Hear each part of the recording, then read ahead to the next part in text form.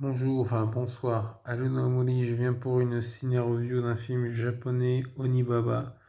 Aussi, l'autre nom qu'ils ont trouvé, c'est Le Trou, parce qu'il y a un trou.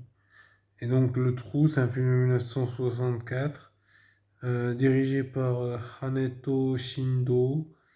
Et donc, ça se passe au début de la Sengoku Jidai, avec Omin, la guerre Omin, machin. Bon, ça se passe pendant les guerres, hein. Et donc, il y a Sengoku Jidai au début. Et donc là, il y a deux femmes, en fait, qui sont jouées par... elles jouent bien, hein.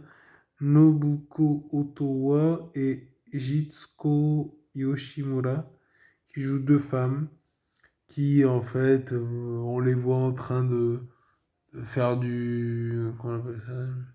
Du pillage de cadavres, quoi, ou presque cadavres.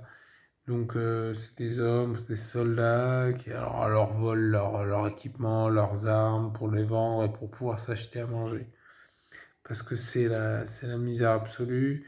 Les hommes sont partis à la guerre et donc les femmes restent derrière dans des situations assez difficiles. Et donc, ça se passe donc à cette époque-là, c'est la misère absolue, il y a la guerre, il y a machin, bref. Et donc, le titre Onibaba, en fait, c'est Onibaba, littéralement, Oni, c'est démon, et Baba, c'est la vieille, quoi, la grand-mère. Et donc, Onibaba, c'est un terme plutôt péjoratif, on le voit des fois dans des dessins animés, des trucs comme ça, genre Onibaba, ça veut dire qu'on de vieille, quoi. Et c'est un terme péjoratif, littéralement, ça veut dire démon grand-mère, donc voilà, c'est péjoratif. Et dans le folklore japonais, Onibaba, c'est une vieille qui, pour faire peur aux enfants, on va dire. Et donc, il y a plusieurs histoires, machin, mais en fait, c'est une yokai. C'est un peu comme Yurei, sauf que Yurei, c'est fantôme, et que la yokai, c'est une sorte de monstre, de bakemono, on va dire. Et donc, ce monstre, apparence de grand-mère, machin, et en fait, il y a une histoire, je vais la raconter, elle est pas mal. C'est donc une petite fille de 5 ans, mignonne, qui vit à Kyoto, machin, sauf qu'elle est muette. Alors ses parents veulent l'aider, veulent la soigner de son mutisme. Et donc, ni une ni deux, ils vont l'amener au médecin, machin, et puis ça marche pas. Et donc, ils l'emmènent voir une sorte de magicienne qui dit: Ah bah oui, il faut qu'elle mange du foie de fœtus original. Et donc, ça se trouve pas facilement. Alors, où ça se trouve? Alors, la nourrice, elle dit: Ah, moi, j'ai en trouvé. Donc, elle part à l'aventure avec son baluchon, elle y va, machin, elle dit au revoir à sa famille, elle donne à sa petite, elle lui donne un omamori, c'est une sorte d'objet de protection, donc un peu spécial et tout, pour la protéger. Et donc, ça se trouve pas, le temps passe, finalement, ça prend des mois, des années, mais ça se trouve pas.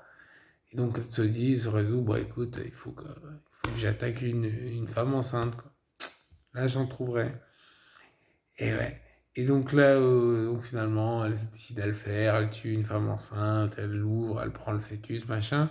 Et elle se rend compte à ce moment-là qu'elle avait un Omamori. Et oui, cet Omamori, c'était exactement celui de sa fille. Et oui. Et comme c'est des années qui ont passé, elle se rend compte de ce qu'elle a fait. Elle se devient folle. Elle fait, ah, comme ça, elle devient folle. Elle devient donc un monstre, une sorte de fantôme, d'ailleurs. Un yokai.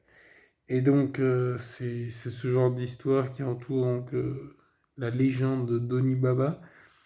Et donc, dans le film, par exemple, on voit, il y a des éléments du folklore japonais, par exemple, alors moi je ne savais pas, mais apparemment la pluie est un symbole dans le bouddhisme de punishment, machin, de punition.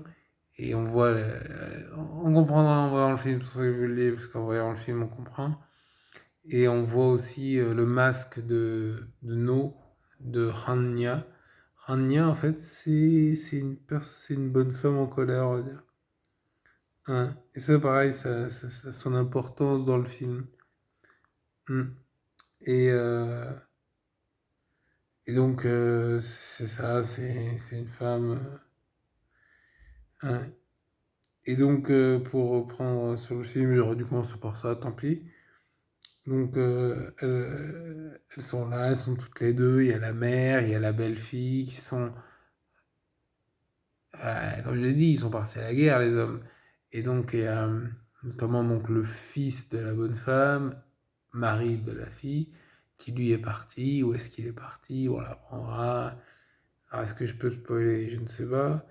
Mais en tout cas, bon, on va le spoiler. Spoiler. Bah, c'est un léger spoiler, hein, c'est pas. En fait, il est mort. Enfin, il est mort. C'est ce qu'un mec qui s'appelle Hachi vient leur dire. Alors lui, c'est un womanizer. C'est un Ikemen de Ikemen, apparemment. Même s'il est plutôt moche. Parce qu'en fait, il arrive et il. Enfin, apparemment, la fille, elle l'aime bien. Bon, après, la pauvre, elle est toute seule, machin. Et enfin, bref, il faut voir le film. Moi, je vous incite à le voir. Par contre, c'est pas pour toute la famille. C'est un vrai film d'horreur. Et c'est un film d'horreur qui fait peur, quoi. Enfin, il fait peur, peut-être pas peur, mais tu vois, qui inquiète, ouais, qui est oppressant, qui machin. Franchement, moi j'ai bien aimé. Au début, je mettais 7 sur 10, mais en tant que film d'horreur et tout, ouais, 8 sur 10, c'est bien. Ouais, j'ai bien aimé, c'est oppressant et tout. Alors après, je vais pas vous spoiler ce qui se passe après, déjà je vous ai spoilé suffisamment, mais regardez le film. Ouais, franchement, j'ai été servi. Ouais, bon, j'ai essayé. Voilà. Bon, donc, likez, abonnez-vous, partagez, machin. Mais franchement, Onibaba, c'est un très bon film. Hein. Et ne vous intéressez pas davantage sur le concept de Onibaba, je vous en ai dit assez. Genre inutile, surtout sur le film. C'est pas la peine, parce que bon, encore le concept d'Onibaba, si vous voulez, allez-y, foncez. Mais je veux dire, avant d'avoir vu le film.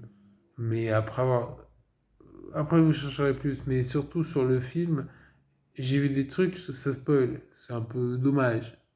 Je l'ai dit suffisamment. Voilà. Allez, ciao, ciao.